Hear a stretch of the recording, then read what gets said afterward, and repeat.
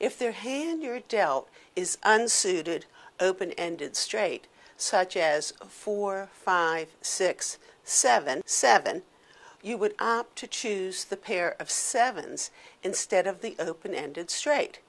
There is, however, one exception. The exception is if, for example, you're dealt unsuited, 10, Jack, Queen, King, 10. Instead of holding the pair of tens, the non-paying pair, you would hold 10, Jack, Queen, King, unsuited, because you could back into a paying pair. That is the only exception to that rule. If you have the option between holding a 4-card flush or a non-paying pair, you will always, with no exceptions, hold the 4-card flush instead of the non-paying pair.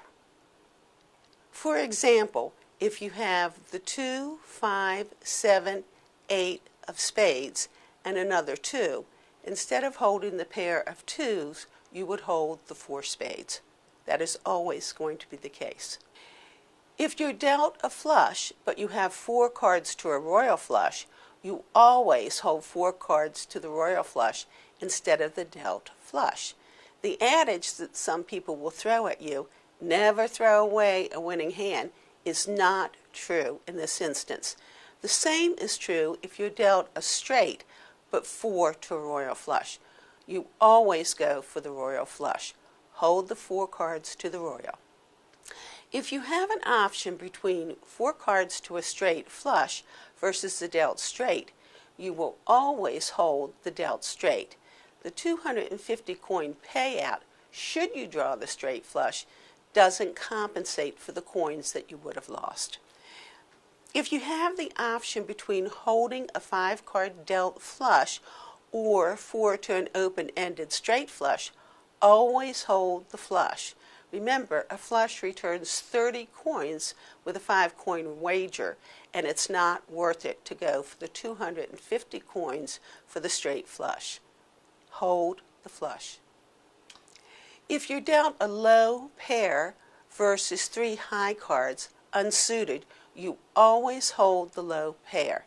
If you have the option between 4 to an inside straight versus 3 high cards, say unsuited 9, Jack, Queen, King, you would hold 4 to the inside straight instead of the 3 high cards.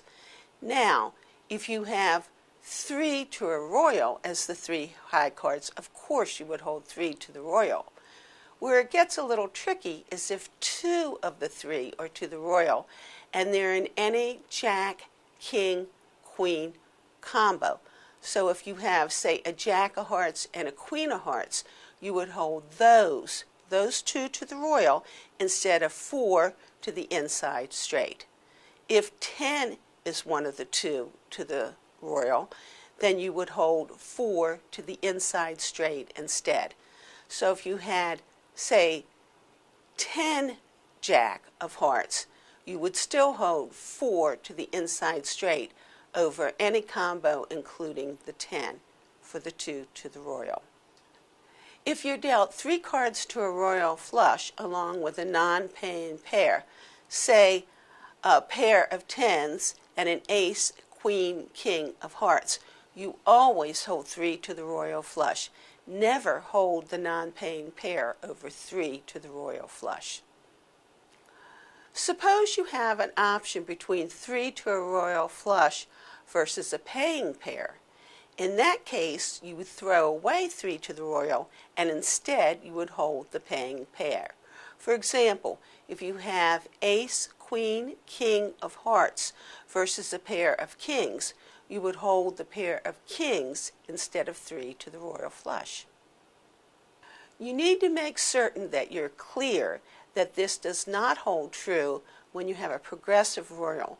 When the progressive royal gets to a certain number of coins, then you would go for 3 to the royal flush instead of the paying pair. If you have to choose between 3 to a straight flush versus 4 to an open-ended straight, always opt to hold 4 to the open-ended straight. For example, if you have 5 of hearts, 6 of hearts, 7 of hearts, 8 of clubs, you would hold those instead of 5 of hearts, 6 of hearts, 7 of hearts. Hold 4 to the open-ended straight, not 3 to the straight flush.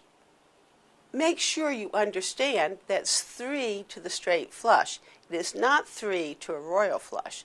3 to the royal flush, of course you would hold 3 to the royal flush.